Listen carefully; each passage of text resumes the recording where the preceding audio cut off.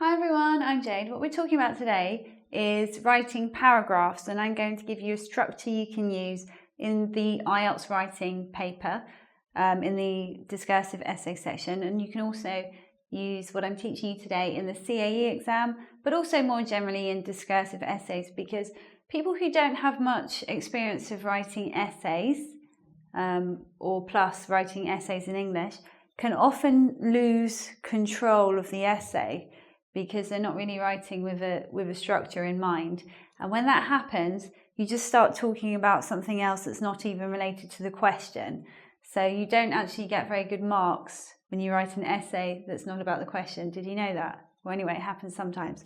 So this structure is very fixed and it's repetitive. So you would follow the structure in your first paragraph, and then you'd do 3 or 4 similar ones. It's fixed for a reason, to keep your essay under control, to keep you answering the question. So let's have a look at a typical IELTS kind of question. These days, many students decide to attend university in a foreign country. Discuss the advantages and disadvantages of attending university in a foreign country. So first, what we need to do is we need to make a little plan. And I know the advantages and disadvantages based on my personal experience, because I was lucky enough to study in a foreign country when I was a student. So yeah, I spent a year in Amsterdam. So what were the pros? Make friends from other countries. Make friends other countries. I'm just going to write a shortened version because it doesn't fit here.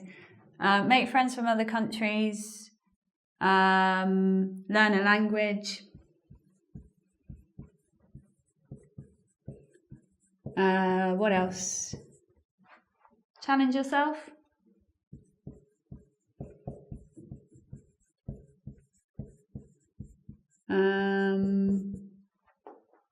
What else? Travel.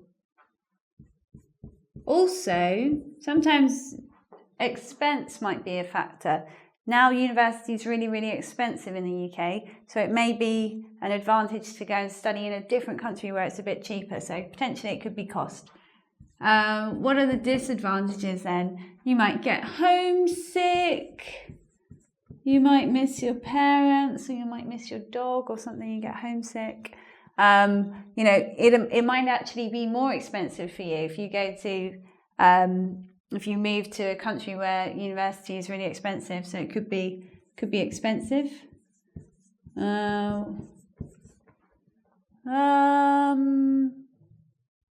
Maybe learning a language is a disadvantage for some people because your grades might not be as good. So we could put in the language barrier there. So this is a really quick plan that when you're writing a discursive essay like this really helps, especially if it's about advantages and disadvantages. You've got them all down here. So when you're writing the essay, you can just take any one of those. It's not important to have like highly original ideas. You don't have to think of something really amazing. It's just an IELTS essay or similar. So here's the basic plan, and here is the simple structure to follow. We're going to use a set phrase. Then we're going to elaborate on that. That means say a little bit more. Then we're going to do a sentence with however, where we show a complicating factor or something that maybe shows that what we're talking about we're not so clear about. And then as an optional sentence, you can share your experience, and this can be altogether 1 paragraph. You finish that, then you do the same thing, but you pick a different point, either an advantage or disadvantage. So let's have a look. The set phrases. You can just learn these set phrases to use in your essays. One of the reasons, well, obviously it won't be about studying abroad, you just change it to fit your question. One of the reasons to study abroad, ... The The main advantage of studying abroad, ... A good reason to study in a foreign country is, so we just take one of the pros because these are all positive statements. One of the reasons to study abroad is so you can make friends with people from other countries. The main advantage of studying abroad is to challenge yourself. A good reason to study in a foreign country is to learn a foreign language. Okay, then you've got the first part of your introduction written. Then you go on to elaborate, say a little bit more about it. This bit's more general.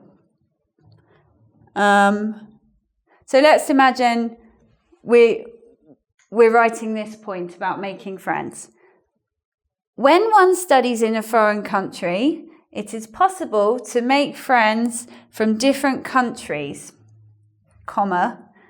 which can be interesting. Okay, let's talk about this a little bit because, again, it's not the world's most highly original sentence, but for the IELTS it's good.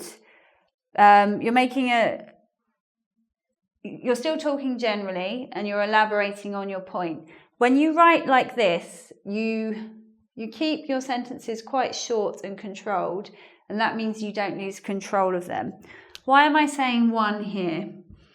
In just normal speech, I would say when you study in a foreign country, but essays are more formal, so that's why I've written one there for the general you. When one studies in a foreign country, it is possible to make friends from different countries. Okay, we still haven't said that much. But now we can do a relative clause using which. You can always use which after a comma. And, I'm not saying anything amazing here, which can be interesting. I'm just using a relative clause in a grammatically correct way. I mean, you could be more original. When one studies in a foreign country, it's possible to make friends from different countries, which can be highly fulfilling on a personal and deep, inspiring level. But you don't need to write that. Moving on. Now you can show we'd say the opposite side of the coin, the complicating factor. You can say however. So what are the disadvantages here? So you can take one of see what you write a plan for? You can just take one of these. However, it may be difficult to make friends due to the language barrier. When you're writing this kind of essay, you can just say things. You don't have to believe that is true. It's okay to write something that's not necessarily your opinion.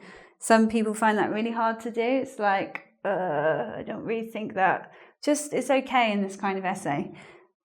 And then the optional part, maybe you want to make your paragraph slightly longer, or maybe you've already written 2 or 3 short paragraphs. So this one you can vary the length and make it a little bit different by sharing your experience. And that's a good thing to do in an IELTS exam anyway.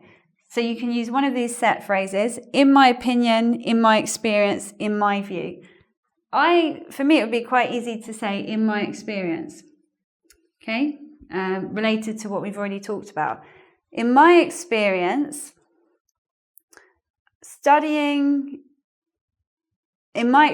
it is not difficult to make friends when attending university in a foreign country, because everybody is very open to meeting new people. And that brings it to a close. Put that all together and you've got a paragraph. Now what do you need to do? You need to do the same thing 3 times, 3 more times, and then you should have enough, and then you get to the conclusion. So if you follow this pattern, you'll be okay when you do your IELTS exam. or CAE or similar discursive essay. So what I'd like you to do now is go to do the quiz on the website, do the quiz, take this lesson a little bit further. Plus, I would like you to subscribe here on my engVid channel. I would also like you to subscribe on my personal channel as well, where there's more stuff for you to improve your English and your communication. And yes, that's everything, isn't it? What am I going to do now? I don't know what I'm going to do now. I'm going to do some tug of war. Okay.